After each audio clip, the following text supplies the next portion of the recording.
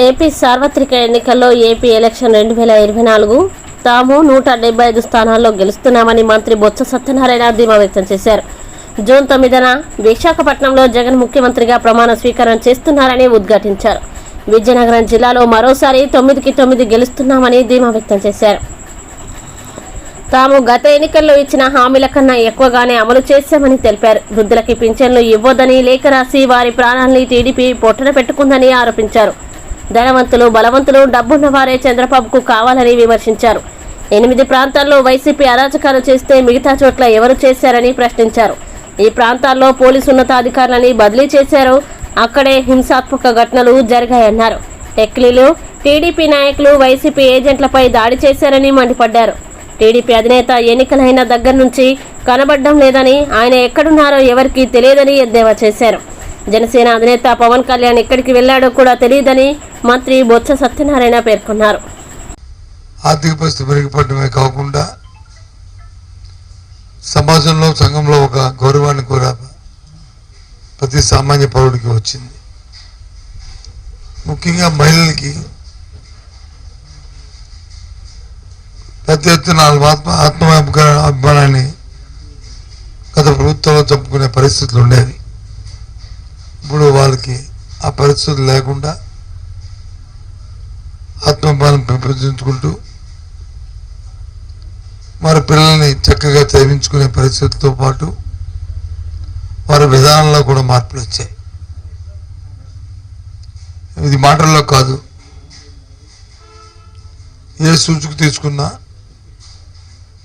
అన్ని సూచికలు కూడా ఇంతకుముందు దేశంలో 17-18-19 స్థానాలు ఉన్న జీడిపి కానీ పర్ క్యాపిటల్ ఇన్కమ్ కానీ లేదు పావర్టీలో ఉన్న రిలేషన్ కానీ అన్నీ కూడా ఇప్పుడు 3-4-5 స్థానాల్లోకి రాష్ట్రం రావడం అనేది గొప్ప పరిణామం, గర్వకారణం కూడా రాష్ట్రానికి.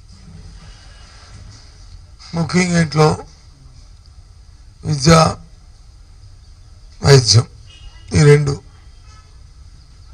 ఒక మార్పులు తీసుకొచ్చాం, పెద్ద మార్పులు తీసుకొచ్చాం, విప్లవాత్మకమైన మార్పుల్ని, రిఫార్మ్స్ జరిగినాయి. ఆ రిఫార్మ్స్ మామూలు రిఫార్మ్స్ కాదు, అవి రెవల్యూషనరీ రిఫార్మ్స్ అవి జరుగుతున్నాయి. అవి కొనసాగాలంటే అలాగే జరుగుతున్న 5 సంవత్సరాల పరిపాలనని చూసి ఈ విధానాలు కొనసాగాలంటే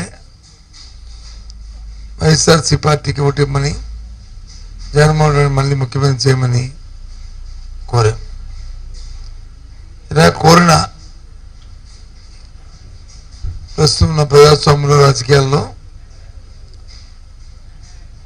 స్వాతంత్రం వచ్చిన తర్వాత మొట్టమొదటి పార్టీ, మొట్టమొదటి వ్యక్తి జగన్మోహన్ రెడ్డి, వైఎస్ఆర్సీ పార్టీ. ఇందులో సందేహం లేదు. ఏ పార్టీ కూడా గత 5 సంవత్సరాలు నా పరిపాలన చూసిన కుటుంబం ఎప్పుడు కూడా ఏ ఒక్కరు కూడా అడగలే. కానీ ఈనాడు మేము అడిగాం, చెప్పాం. ఇకపోతే విజయనగరం జిల్లాలో ఏదైతే గత ఎన్నికల్లో 9 స్థానాలకి 9 స్థానాలు కూడా ఎరస్టోర్ విజయనగరంలో మా పార్టీకి విజయం చేకూర్చారు. మళ్ళీ కూడా అదే విశ్వాసంతో ఈసారి కూడా గెలిపిస్తారనే ఒక దృఢ నమ్మకంతో ఉన్నాం. 5 సంవత్సరాలు ఈ జిల్లాలో ఉన్న ఏ అవసరం, ప్రజలకి అవసరాలు తీర్చాం. విద్యాపరంగా కానీ, వైద్యపరంగా కానీ, సంక్షేమ కార్యక్రమాల్లో దళాలు లేకుండా, మధ్యవర్తులు లేకుండా, అవినీతి లేకుండా అన్ని కార్యక్రమాలు చేశాం. అదే నమ్మకంతో మళ్ళీ 9 స్థానాలు వస్తాయని ఒక దృఢ విశ్వాసంతో ఉన్నాం. ప్రజలు కూడా పెద్ద ఎత్తున మాకు ఓటును కూడా ఇచ్చారు. అనుకున్న దానికంటే 1-2% ఇంకా ఎక్కువ ఎన్నికల్లో ప్రజలు పాల్గొని పార్టీ పట్ల, జగన్మోహన్ రెడ్డి గారి పట్ల, మా పార్టీ అభ్యర్థుల పట్ల మా పట్ల అందరూ కూడా ఎంతో నమ్మకం ఉంచారు, ఆశీర్వదించారు. ఆ ప్రజలందరికీ కూడా కృతజ్ఞతలు తెలియజేస్తున్నాం. అలాగే పార్టీ కార్యకర్తలు కూడా జిల్లా వ్యాప్తంగా చిన్న పెద్ద అని కాకుండా అందరూ కలిసికట్టుగా ఒకే మాట మీద మళ్ళీ జగన్మోహన్ రెడ్డి గారు ముఖ్యమంత్రి అవ్వాలి, మళ్ళీ ఒక మంచి పరిపాలన అందించాలి అని కార్యకర్తలు అందరూ కూడా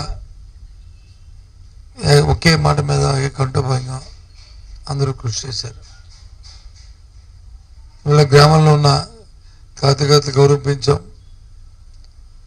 గ్రామస్థాయి నాయకులకి గౌరవించాం. ప్రజలకి గుమ్మం ముంగిటే పరిపాలన తీసుకొచ్చి అందించాం. వాలంటరీ వ్యవస్థ, సచివాలయ వ్యవస్థ ద్వారా